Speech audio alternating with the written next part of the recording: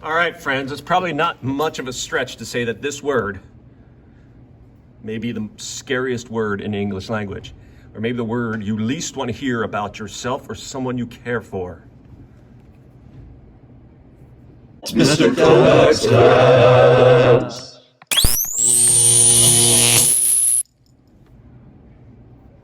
So what is it exactly? And that's what we're going to study today. So let's start with cell cycle. All right, review. All right. To understand cancer, you need to understand the cell cycle. All right, so you know that cells are born, and when they're born, their first phase of life is the phase where they're doing what they're supposed to do. They grow and develop. Their mitochondria are working. If they're plant cells, they're doing photosynthesis. They're doing all the celly things that cells can do. What's that phase called? Good. I'm hoping you said interphase. Sometime during interphase, a cell will get the signal. The signal can be a lot of different things. We're going to talk about that, but the signal basically tells the cell to go in one of two directions in its life. One direction, as we talked last week, is apoptosis. Basically saying, okay, your time is up. We don't need you anymore in this organism. Bye. Bye now. But the other way you could go is to copy all of your chromatin. Now, when you're copying your chromatin, you're not doing the hokey pokey. You're not doing what you're supposed to do anymore. You're just copying the chromatin. What word means to copy the chromatin? Good. I'm hoping you said replication, or you chose that one. After you're done copying the chromatin, you're still not doing the hokey pokey. Now you do the mitosis dance. Prophase, metaphase, anaphase, telophase. You split up that nucleus. You make sure that, why am I going into my Irish accent again? I don't know. I love it. You split up that nucleus so that you get two groups, each with the same exact, right? Like once you split up the sister chromatids, you'll have two groups of chromosomes that are exactly the same as each other, duplicates. Then once you've done that, you can finally do what's that phase called when you split the nucleus? Aye, laddie. I know you said mitosis. After mitosis, of course, then you can split the rest of the cell. That's called, good, cytokinesis. All right, so if you look at this, you can see that in a cell's life, it does what it's supposed to do for a good portion of its life. But once it gets a signal, it stops doing. So let's give an example, like a cell like stomach cells. It's supposed to make pepsin. Stomach cells make pepsin when they're in interphase. When they're doing apoptosis, they stop making pepsin.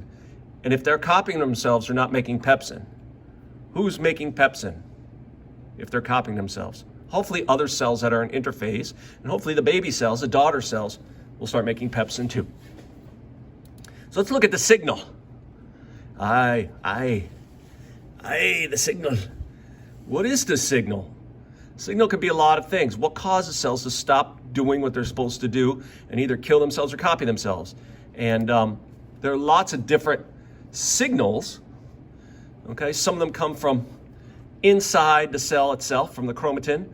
Some are caused by external things. But what's not good is if the signal comes at the wrong time.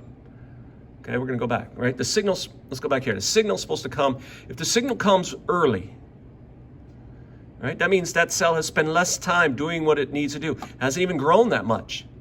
And then it immediately copies itself. Okay?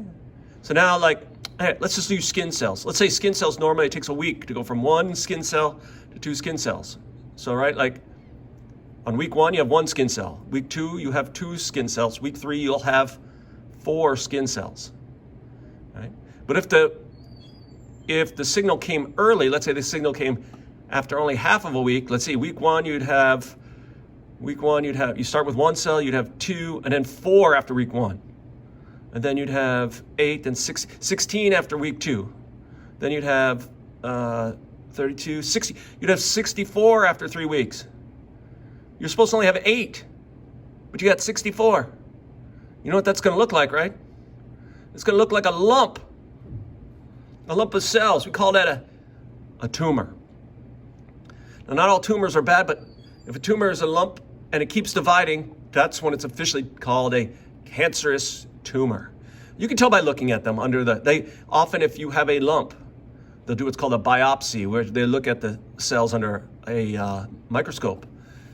They're looking to see the shape of the cells and what percentage of the cells are doing mitosis. And that's how they determine whether or not it's a tumor you got to worry about or not worry about. Now, there are lots of different kinds of cancers. What makes them different are the cells in fact, probably the easiest cancer to detect is skin cancer because it's right on the outside. You can see it, right? What causes skin cancer? We know. Overexposure to sunlight. Lighter skinned people are more likely to get skin cancer. There are other things that may cause it, but most common is light. And of course, there's different types of cells in the skin. So it depends, whichever cell, that's what it's going to look like. Melanoma is when the cells that make the dark pigment are cancerous, and you get a big brownish lump. Okay? Carcinoma would be more of a pinkish lump, depending on your skin tone, like your regular skin tone. Okay? When the cancers get bad is when they get so big, this lump, that pieces of it fall off and fall into the bloodstream, and then they travel to other parts of the body. Right, so you can get skin cancer, but it could travel to your lungs, and that big lump could start growing in your lungs. So now you have skin cancer that's spread, metastasized. Let's see, what other common cancers? Unfortunately, lung cancer, right? Lung cancer, that's going to affect your ability to absorb oxygen. We know, look at this, here's a cancer, you can see here's the tumor. You can see those cells look different because they're not doing normal lung, they're just copying themselves. They're cancerous. And we know, we talked about this before. Most lung cancers caused by smoking, but there are other things, and that doesn't mean everybody who smokes gets lung cancer, just it's risk gets lung cancer. What's another? A cancer that's hard to detect is called colon cancer. Why is it hard to detect? Because it's a place nobody wants to look, in your colon. There's a big cancerous tumor in somebody's colon. Because, yeah, you got to physically look in there. Okay? Now, colon cancer is probably not something you worry about, but if you're like my age, this is when you normally would start to develop. So one thing you do is you get checked for colon cancer. So if you have grandma or mom, dad, grandma, aunt, uncle who's near the magic age of 50, ask them if they've had their colon checked. It's a really easy cancer. It doesn't grow very fast, so it's an easy cancer to take care of, but it's a hard cancer to notice that you have. All right, so if you're diagnosed with cancer, what do? It depends on the cancer, where it is, how easy it is to get to, and how long it's been growing. We call like stage 1, stage 2, stage 3, the farther you're on the harder it is to treat. So stage 4 cancers are the hardest to treat. This is, I believe, a tumor in a kidney. One way to treat is to just cut the cells out, like physically just remove the cells that are copying themselves too much. Cut them out. That can usually solve the problem as long as none of those cells have fallen off into the blood and metastasized. Something you've probably heard of is chemotherapy. Chemotherapy is where then you inject chemicals, and these chemicals, or drugs, if you want to call them that, these drugs are designed to destroy cells that are going through mitosis.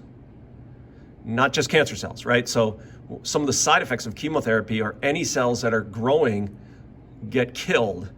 And that's why weird things happen, like you lose your hair, and you might lose your hair, and you might have a lot of digestive issues. So chemotherapy is a really rough, it's basically like poisoning your whole body to stop those cancerous cells.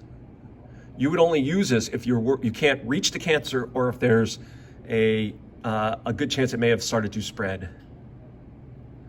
Another type of cancer cancer therapy they do is what's called radiation therapy, and this uses high energy